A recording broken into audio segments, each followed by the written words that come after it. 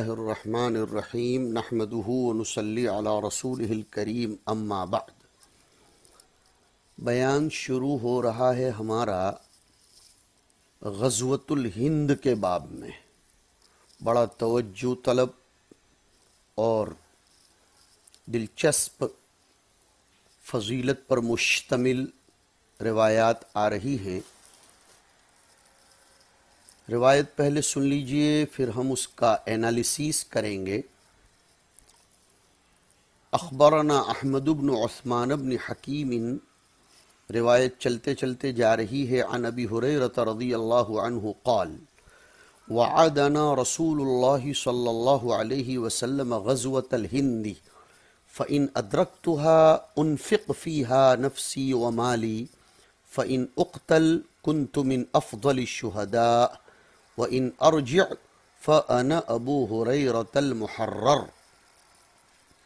سیدنا ابو ہریرہ رضی اللہ تعالی عنہ فرماتے ہیں کہ جناب رسول اللہ صلی اللہ علیہ وسلم نے ہم سے وعدہ فرمایا غزوۃ الہند کا، لہٰذا اگر مجھے اس کا موقع مل جائے گا، ابو ہریرہ فرماتے ہیں رضی اللہ عنہ کہ اگر مجھے اس غزوۃ الہند کا موقع میسر ہوگا تو میں اس میں اپنی جان و مال دونوں لگا دوں گا۔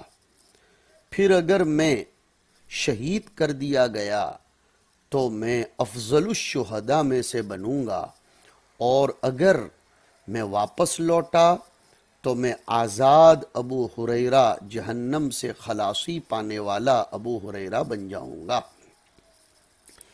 اس روایت کی سند میں شیخ الشیخ امام نسائی رضی اللہ تعالی عنہ کے زکریا ابن عدی ہیں، جو ابو یحییٰ الکوفی کی کنیت سے مکنہ تھے، نزیل بغداد، ثقۃ جلیل حافظ من کبار العلماء۔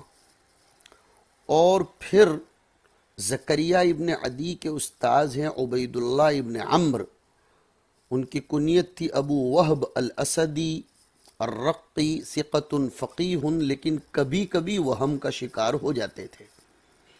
ان کے شیخ ہیں زید ابن ابی انیسہ، ابو اسامہ کنیت تھی الجزری، کوفی الاصل، پھر روحا میں جا کر بس گئے تھے، وکان ثقۃً۔ اور ان کے شیخ ہیں سیار ابن ابی سیار ابو الحکم، ان کے والد کا نام تھا وردان اور کنیت تھی ابو سیار۔ کچھ لوگ کہتے ہیں ان کے والد کا نام تھا ورد، ثقہ راوی ہیں۔ پھر ہائے تحویل کے بعد انبأنا حشیم ہیں، حشیم ابن بشیر ابو معاویہ ابن ابی خازم الواسطی، ثقۃ ثبت، لیکن کثیر التدلیس اور ارسال خفی کرتے تھے کبھی کبھی یہ۔ اور جبیر ابن نفیر کا نام آیا ہے، ہاں، اور اس سے پہلے ہیں جبر ابن عبیدہ، اور بعض لوگوں نے لکھا جبیر ابن عبدہ، شاعر مقبول۔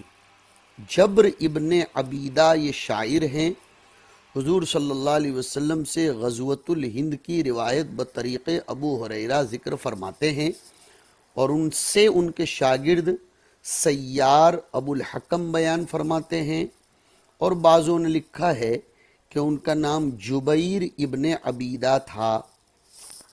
یہ ان کے نام کے بارے میں تھوڑا سا اختلاف ہے۔ امام ذہبی رحمۃ اللہ علیہ فرماتے ہیں لا یعرف من ذا، یہ کون جناب ہیں نہیں پہچان میں آتے، والخبر منکر، اور تفرد به المصنف بحدیث الباب فقط، اور جہاں تک ابو ہریرہ کا معاملہ ہے تو وہ تو آپ جانتے ہیں۔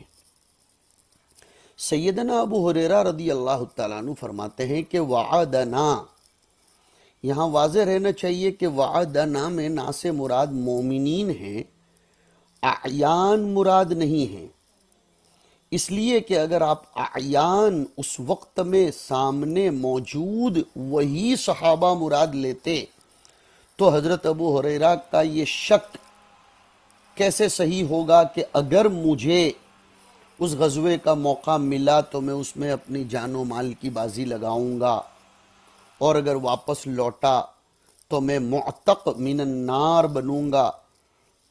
اس فضیلت کو اور اس غزوے میں شرکت کو پا کر حضور نے اگر اعیان کے اعتبار سے وعدہ کیا تو اس کا ہونا تو ضروری ہے، لہذا بولنا پڑے گا کہ وعدنا ای وعد المؤمنین۔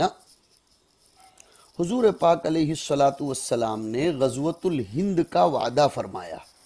غزوۃ الہند کی اضافت ظرفیہ ہے، یعنی الغزوہ التي تقع فی الہند فإن ادرکتها انفق فیہا نفسی و مالی، میں اپنے آپ کو حاضر کر دوں گا اور اس کے قتال میں اپنا مال اور جان دونوں لگا دوں گا۔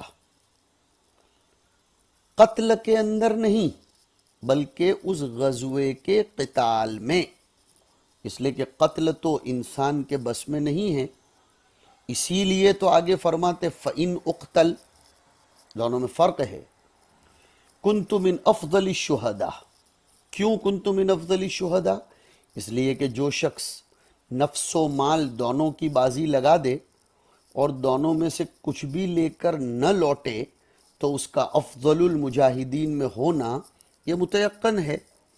وَإِنْ أَرْجِعْ فَأَنَا أَبُو هُرَيْرَةَ الْمُحَرَّرُ، اگر میں واپس آتا ہوں تو بہرحال میں نے شرکت تو کر لی، لہذا جہنم سے خلاصی پانے والا میں ہو جاؤں گا۔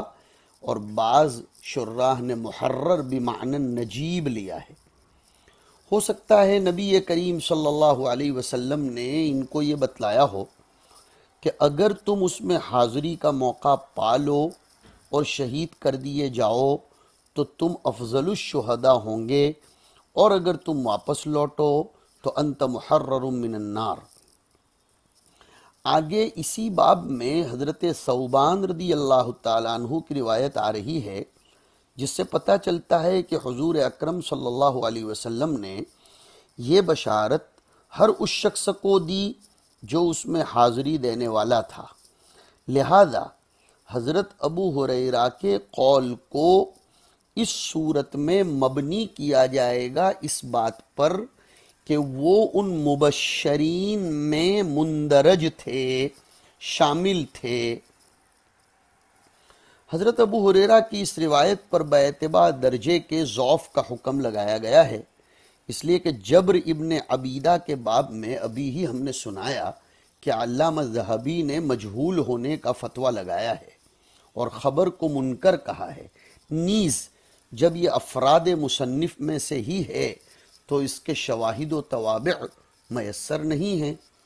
اس کے بعد کی روایت ہے محمد ابن اسماعیل ابن ابراہیم کے حوالے سے، اور وہ بھی جبر ابن عبیدہ تک جا کر عن ابی ہریرہ رضی اللہ عنہ ایسی ہی روایت ہے، اور اس پر بھی ضعف کا حکم لگایا گیا ہے۔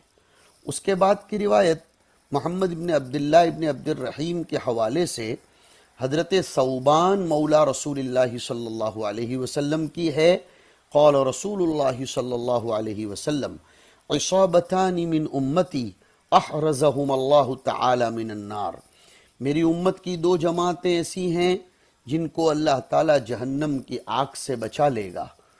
نمبر 1، عصابت تغزو الہند، ایک جماعت وہ ہے جو ہندوستان پر چڑھائی کرے گی، وعصابت تکون مع عیسی ابن مریم علیہ الصلاۃ والسلام، ایک جماعت وہ ہے جو عیسیٰ ابن مریم کے ساتھ ہوگی۔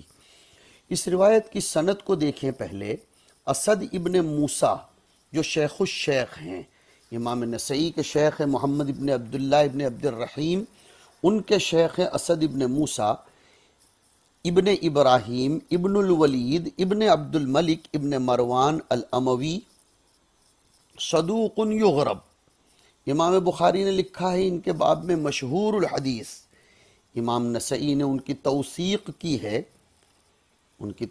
کی ہے اور فرمایا اگر وہ تصنیف نہ کرتے تو ان کے حق میں بہتر ہوتا، ان کی تصنیف نے ذرا ان کے مقام کو گرا دیا۔ صاحب سنت، ابن حبان نے بھی ان کو ثقات میں شمار کیا ہے۔ ابن یونس البتہ لکھتے ہیں کہ حدث بأحادیث منکرہ وَأَحْسِبُ الْآفَةَ مِنْ غَيْرِهِ، ایسا لکھتے ہیں ابن یونس۔ اور ابن حزم نے تو لکھا ہے منکر الحدیث ضعیف، اور بعض علماء نے لا يحتج به عندهم بھی ان کے باب میں لکھا ہے۔ اس سے اس حدیث کا درجہ بھی آپ کی سمجھ میں آ جانا چاہیے۔ اور آگے جب ہم بڑھتے ہیں تو اور ایک راوی نظر آتے ہیں عبد الاعلیٰ ابن عدی البحرانی۔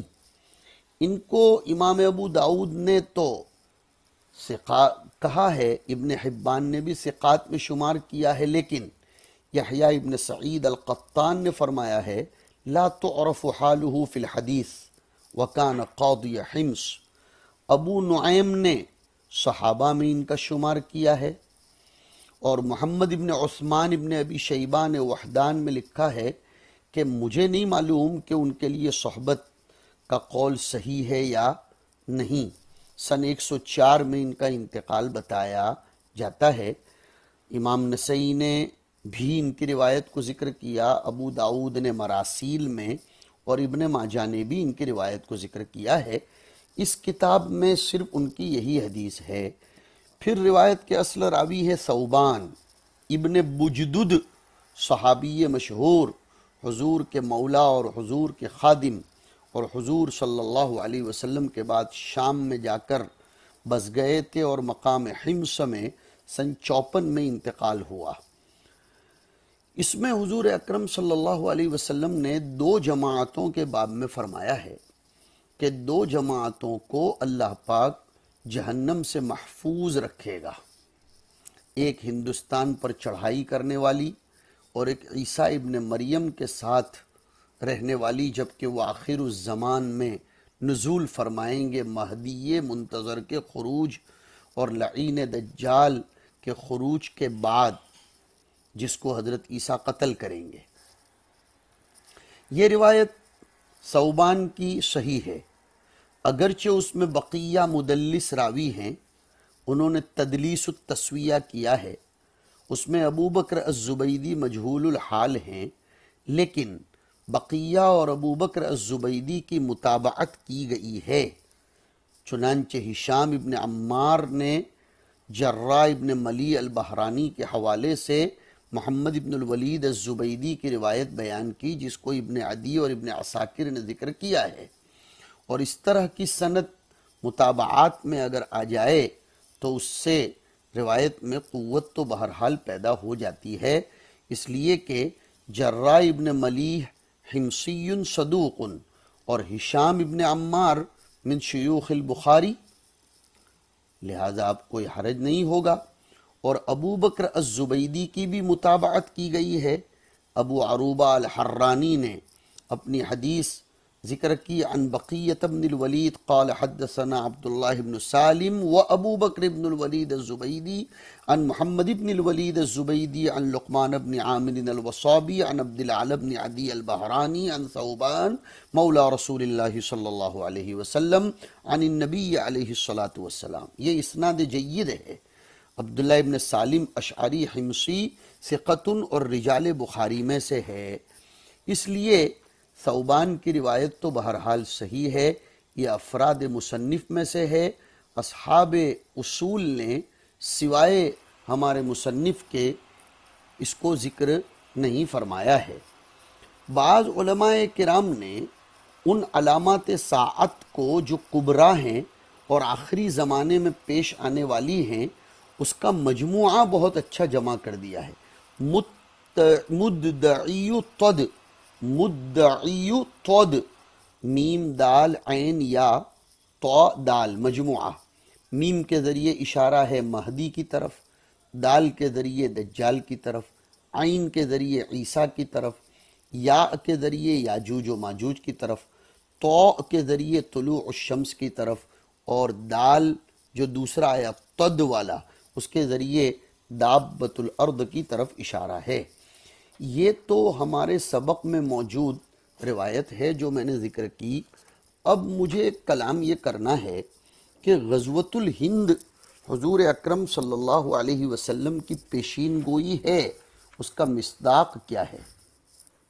سنیے، مسلمانوں کے خلاف جو پروپیگنڈے ہمارے زمانے میں آر ایس ایس والوں کی طرف سے کیے جا رہے ہیں، بہت بڑھا چڑھا کر مسلمانوں کے خلاف محاذ آرائی کرنے کی کوشش ہو رہی ہے، ان میں سے ایک پروپیگنڈا اور دعایا میڈیا کے واسطے سے یہ پھیلایا جا رہا ہے کہ اسلام میں غزوہ ہند کی پیشین گوئی ہے کہ مسلمان آئیں گے، ہندوستان کے ہندوؤں کو ماریں گے، مال و دولت پر قبضہ کریں گے، لوٹیں گے، اور جو ہندوستان کے حکمران ہوں گے انہیں قید کر کے زنجیروں میں جکڑ کر لے جائیں گے۔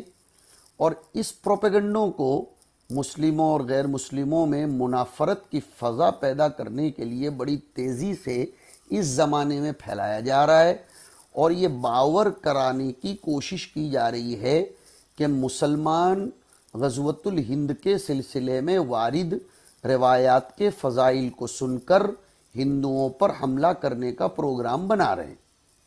تو اب ہمیں بحیثیت طلبہ حدیث کے اس کی حقیقت کو سمجھنا یہ تقاضۂ وقت ہے۔ اس سلسلے میں ہمیں 3 باتوں پر غور کرنے کی ضرورت ہے۔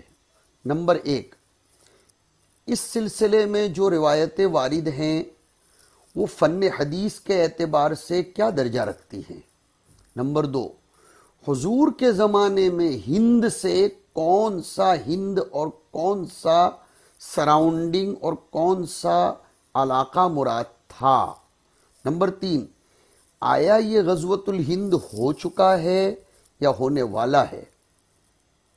اب جب ہم اس مسئلے کو اچھی طرح واضح کر لیں گے اور اس اعتراض کی حقیقت ہمیں پتہ چلے گی تو پھر کوئی شک شبہ نہیں رہ جائے گا۔ وَلِلَّهِ الْحَمْدُ عَلَى ذَلِكَ۔ جہاں تک طلبہ حدیث کے اعتبار سے بات ہے تو ہم بتائیں گے کہ ابھی آپ نے سبق پڑھا، اس میں تو 2 راویوں سے آپ نے اس روایت کو پڑھا۔ ویسے بحیثیت مجموعی یہ 4 صحابہ کرام سے غزوۃ الہند کی روایات مروی ہیں: سیدنا ابو ہریرہ، سیدنا ثوبان، سیدنا صفوان ابن عمرو اور سیدنا کعب احبار رضی اللہ تعالی عنہم اجمعین۔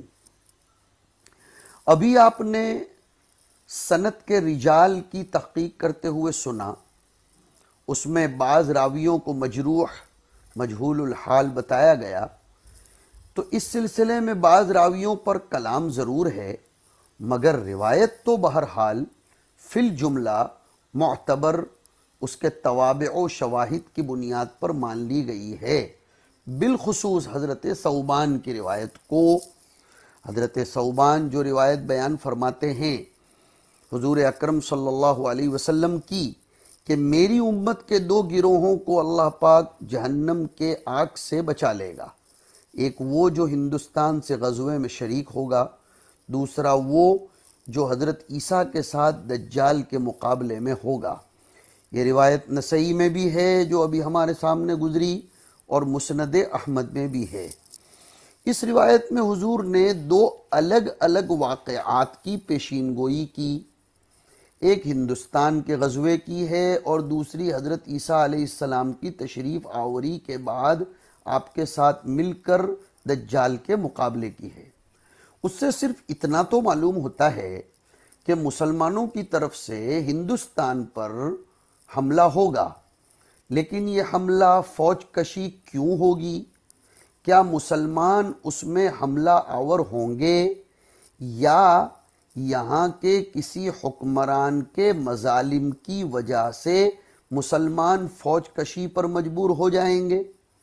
جیسا کہ راجہ داہر کے خلاف محمد ابن قاسم کو قدم اٹھانا پڑا تھا، اس کی کوئی وضاحت اس حدیث میں نہیں ہے۔ دوسرا، اس روایت میں یہ حکم نہیں ہے کہ مسلمانوں کو حملہ کرنا چاہیے، بلکہ خبر دی جا رہی ہے کہ ایسی صورتحال اگر پیدا ہو جائے تو مسلمان فوج کشی کریں گے اور اس وقت اس میں شرکت یہ جہنم سے خلاصی کا سبب بنے گی۔ حضرت ابو ہریرہ کی جہاں تک روایت ہے وہ مسند احمد اور نسائی میں ہے، وہ روایت سند کے اعتبار سے ضعیف ہے۔ میں نے آپ کو ذکر کیا جبر ابن عبیدہ آئے ہیں، ان کے بارے میں علامہ مزی بھی فرماتے ہیں کہ وہ غیر معتبر ہیں۔ حافظ ذہبی کا قول میں نے سنایا کہ ان کی روایت منکر اور ناقابل قبول ہے، اور ہمارے زمانے کے بڑے بڑے محدثین نے بھی اس روایت کی تضعیف کی ہے۔ ناصر الدین البانی، انہوں نے سنن النسائی کی جب تحقیق کی تو اس کے تحت اس کے ضعف کو ذکر کیا۔ اسی طرح محققین میں ایک دکتور شعیب ارناؤت، جن کی محقق کتابیں ہم نے جامعہ مدینہ منورہ میں پڑھی تھیں، انہوں نے مسند امام احمد پر بھی تحقیق کی ہے۔ انہوں نے مسند احمد کی تخریج کرتے کرتے اس حدیث کو لا کر فرمایا کہ یہ حدیث سندن ضعیف ہے۔ حضرت ابو ہریرہ رضی اللہ تعالیٰ عنہ کی اس روایت میں خامی آپ نے سنی، اور بھی حضرت ابو ہریرہ رضی اللہ تعالیٰ عنہ کی اس روایت کو مسند احمد میں دوسرے طریق سے لایا گیا، اس میں بھی دو علتیں ہیں۔ ایک تو اس میں ایک راوی ہے برا ابن عبداللہ غنوی، ان کو محدثین نے ضعیف کہا۔ یحییٰ ابن معین نے کہا لم یکن حدیثہ بذاک، ان کی حدیث اتنی ٹھیک نہیں ہوتی۔ ضعیف کا لفظ بھی ان کے لیے استعمال کیا ہے۔ امام نسائی تو بڑے ناقد ہیں، انہوں نے بھی ان کو ضعیف کہا۔ حافظ نے تقریب التہذیب میں ان کو ضعیف کہا۔ دوسرا، اس روایت کو حسن بصری حضرت ابو ہریرہ سے نقل کرتے ہیں، لیکن ایک بہت بڑے محدث امام ابو حاتم فرماتے ہیں کہ حسن بصری کا سماع ابو ہریرہ سے ثابت ہی نہیں ہے۔ پتہ چلا کہ حسن بصری اور ابو ہریرہ کے درمیان میں کوئی واسطہ ہے جس کا یہاں ذکر نہیں ہے، اس اعتبار سے بھی یہ روایت محل کلام بن گئی۔ تو شعیب ارناؤت نے مسند امام احمد کی تعلیق میں کہا ہے کہ اس کی سند ضعیف ہے، اور ضعف کی دو علتیں بھی آپ کے سامنے آ گئی۔ چلو مانتے ہیں، اگر ابو ہریرہ کی دونوں روایتوں کو دیکھا جائے تو اس میں ایک اشارہ یہ بھی ملتا ہے کہ یہ واقعہ حضور کے بعد قریبی زمانے میں پیش آنے والا تھا، تبھی تو حضرت ابو ہریرہ اس کا انتظار کر رہے تھے اور فرما رہے تھے کہ اگر میری زندگی میں یہ موقع آیا، ہندوستان پر چڑھائی ہوئی تو میں شریک ہو جاؤں گا۔ دوسرا، اس میں ایک لفظ ہے کہ ایک فوج سندھ اور ہند بھیجی جائے گی، بعث الی السندھ والہند۔ اس سے تو پتہ چلا کہ ہند سے ہند کا وہ علاقہ مراد ہے جو اس وقت مغربی پاکستان کا حصہ ہے، یعنی دریائے سندھ کے دونوں کنارے۔ صفوان ابن عمر کی روایت بھی آئی ہے۔ صفوان ایک صاحب سے روایت کرتے ہیں جنہوں نے حضور سے نقل کیا کہ آپ نے فرمایا میری امت کا ایک گروہ ہندوستان میں جہاد کرے گا، اللہ اس کو فتح عنایت فرمائیں گے، یہاں تک کہ وہ ہند کے راجاؤں سے اس حال میں ملیں گے کہ زنجیروں میں جکڑے ہوئے ہوں گے، اللہ ان مجاہدین کے گناہوں کو معاف کر دیں گے۔ پھر وہ شام کی طرف لوٹیں گے تو شام میں سیدنا عیسیٰ ابن مریم علیہ السلام کو پائیں گے۔ نعیم ابن حماد نے اس روایت کو فتن میں ذکر کیا ہے۔ بعض سندوں سے معلوم ہوتا ہے کہ یہ بھی حضرت ابو ہریرہ ہی کی روایت ہے، اس کو تین ذریعوں سے نقل کیا گیا ہے۔ ولید، اور ولید تو مدلس تھے، ابھی میں نے تھوڑی دیر پہلے کہا تھا، یعنی وہ اپنے استاذ کا نام حذف کر کے اس کے بعد والے شخص سے روایت نقل کر دیتے تھے۔ اب جس کا نام نہیں لیا گیا ہو سکتا ہے کہ وہ معتبر ہی نہ ہو، ایسے کو ہی تو مدلس کہتے ہیں، اور ایسے شخص کی روایت قبول نہیں ہوتی جب تک کہ وہ براہ راست اپنے استاذ سے روایت سننے کی سماع کی صراحت نہ کر دے۔ مدلس کی روایت جب تک سماع کی صراحت نہ ہو قبول نہیں کی جاتی، اور سماع کی صراحت اس روایت کے کسی بھی طریق میں نہیں ہے۔ دوسرا ذریعہ بقیہ ابن ولید کا ہے، احادیث بقیہ کن علی تقیہ، یہ مسلم کے مقدمے میں آتا ہے۔ ان کی بھی کمزوری ہے کہ وہ تدلیس کرنے والے راویوں میں ہے۔ تیسرا ذریعہ ارطات کا ہے، ان کی سند میں اتصال نہیں ہے، بعض واسطے ذکر نہیں کیے گئے۔ نیز صفوان نے کس کے واسطے سے روایت لی ہے، ان کا نام بھی تو مذکور نہیں ہے۔ ہو سکتا ہے وہ واسطہ صحابی کا ہو اور ہو سکتا ہے بعد کے راوی کا، اس لیے یہ تینوں ذریعے محدثین کے یہاں غیر معتبر ہوں گے۔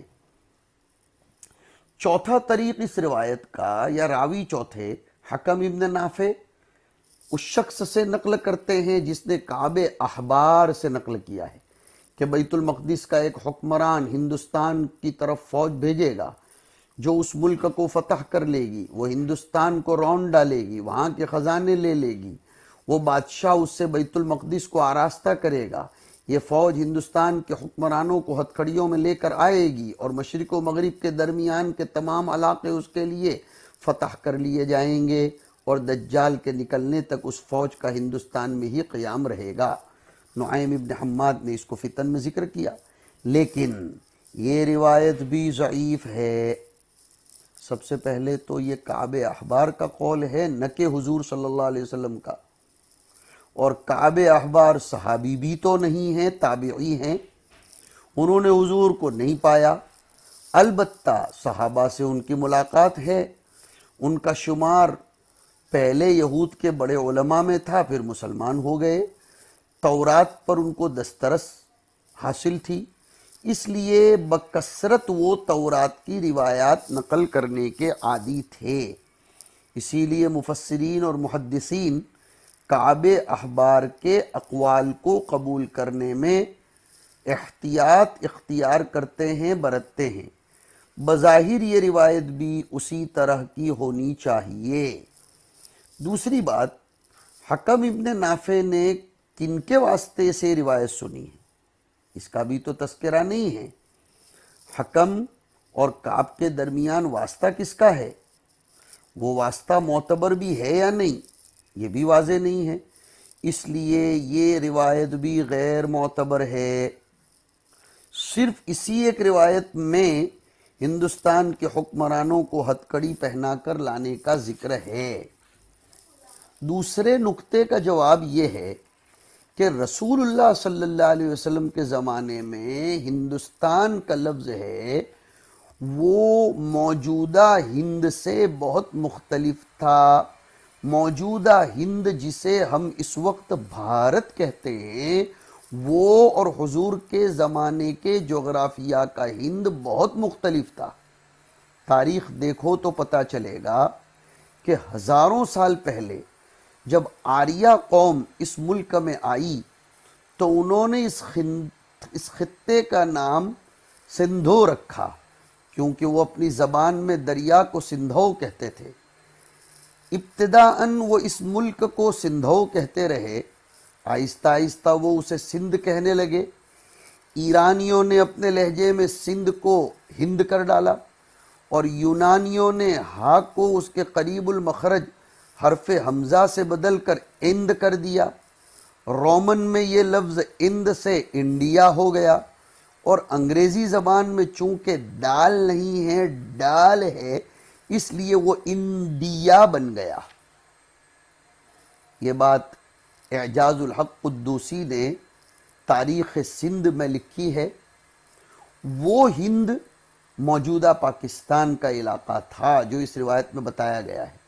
دریائے سندھ کے ایک طرف کا علاقہ سندھ اور دوسری طرف کا ہند کہلاتا تھا۔